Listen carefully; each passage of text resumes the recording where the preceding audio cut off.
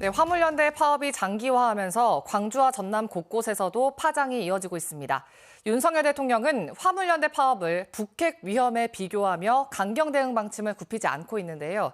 오늘 이슈대담 파업의 이유가 무엇이고 또 어떤 해법을 요구하고 있는지 직접 이야기 들어보겠습니다. 김희선 민주노총 화물연대 광주본부 사무국장 자리하셨습니다. 어서 오십시오. 네, 안녕하십니까.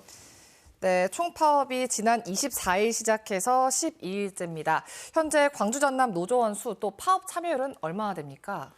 광주 지역본부 같은 경우는 1,500여 명의 조합원이 계시고 전남은 2,800여 명의 조합원, 그래서 4,300여 명이 계시고요. 네. 거의 90% 이상이 파업에 참여하고 있습니다. 네.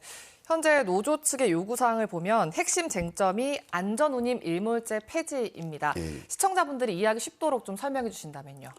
먼저 안전운임제가 뭔지에 대해서 설명을 드려야 될 것 같습니다.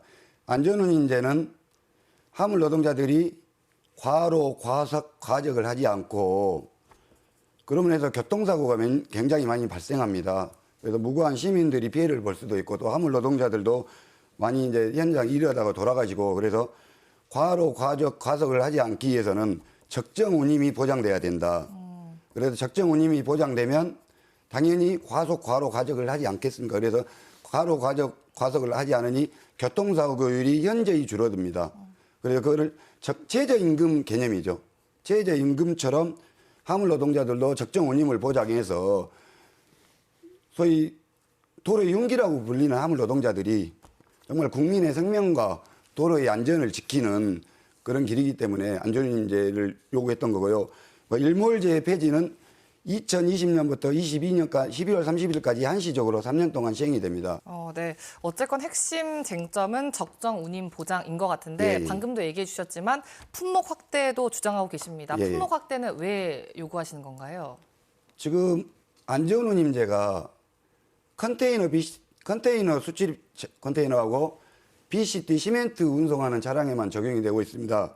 그런데 이 적용되는 조합원 화물 노동자들의 숫자가 41만 화물 노동자 중에 6%밖에 적용이 안 됩니다. 22만 6천 명 정도밖에 적용이 안 되죠. 그래서 나머지 그럼 39만여 명의 화물 노동자들은 낮은 운임에 고강도 노동에 당연히 시달릴 수밖에 없고 아까 말씀드린 것처럼 그러면 교통사고율은 당연히 많이 발생할 수밖에 없습니다. 그래서 저희들이 지금 요구한 게 카캐리어, 이온물, 철강, 사료, 곡물, 그다음에 택배, 지선, 간선 차량 5개 품목을 더 확대 적용해달라고 요구가 있습니다. 저희가 앞서도 이야기를 했지만 정부가 현재 강경 입장을 고수하고 있습니다. 지난주에 시멘트 업종의 업무 개시 명령을 내린 데 이어서 정유와 또 철강 분야로까지 확대하겠다라는 얘기도 했었고 또 유가 보조금 지원을 끊겠다라는 얘기도 했습니다. 이런 정부의 대응 어떻게 생각하십니까? 저는 정부의 국토부 장관이든 윤석열 대통령께 한번 여쭈고 싶습니다. 저희들 20년 동안 노동기본권 달라고 주장했습니다. 근데 정부에서는 뭐라고 하셨냐? 자영업자, 사업자가 있으니 사장이라고 했습니다. 자영업자로 했죠. 그래서 노동기본권 줄 수 없다고 말씀하셨습니다.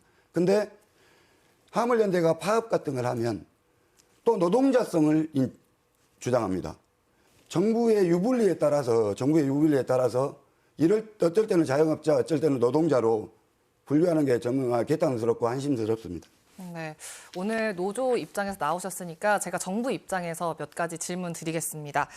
정부 입장에서 반론을 해보면 어차피 개인 사업자니까 적자 문제는 감수해야 하는 거고 또 안전운임제도 이미 3년을 연장했다 이런 입장인데 여기에 대해서는 어떻게 생각하십니까? 개인 사업자라고 하면 뭔가 업무나 수익에 있어서 자기가 결정권이 있어야 되죠. 근데 저희들은 구조상 화주가 업무 지시를 내립니다. 화주가 물량을 주고 화주가 모든 노동 조건을 선택합니다. 그래서 저희들은 거기에 따라서 하는 거죠. 그래서 화물 노동자들은 이제 특수고용 노동자라고 합니다.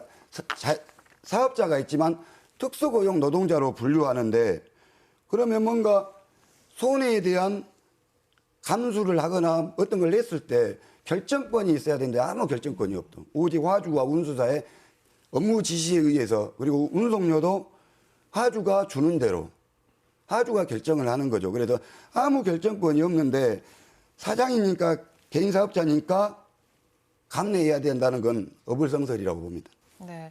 마지막으로 내일 총파업 예정돼 있습니다. 향후 대응 방침 얘기해 주신다면요.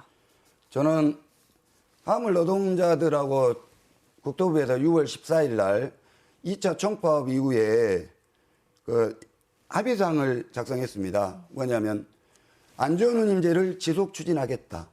그리고 차종 품목에 대해서 논의해 가자. 근데 정부에서 5개월 동안 딱 한 번 안전운임제에서 한 번 논의했습니다. 그래 놓고 이게 마치 화물연대가 또 물류를 본목으로 파업을 한다. 그러면 저는 정부에서 파업을 하게끔 했다. 왜 그러냐면 6월 달에 합의한 노정 합의서를 지키기만 했으면 파업을 할 리가 없겠죠. 화물연대가 물론 물류 총파업을 해가지고 본의 아니게 불편을 드린 거는 숭고스럽게 생각하고 그렇지만 정말 벼랑 끝에 선 저희 화물 노동자들 죽지 않고 살기 위해서 투쟁하고 있다는 점 좀 이해해 주시고 지지해 주셨으면 고맙겠습니다. 네, 대치 국면이 하루빨리 해결되기를 네. 바라봅니다. 오늘 네. 이야기 여기까지 듣겠습니다. 네, 고맙습니다. 고맙습니다.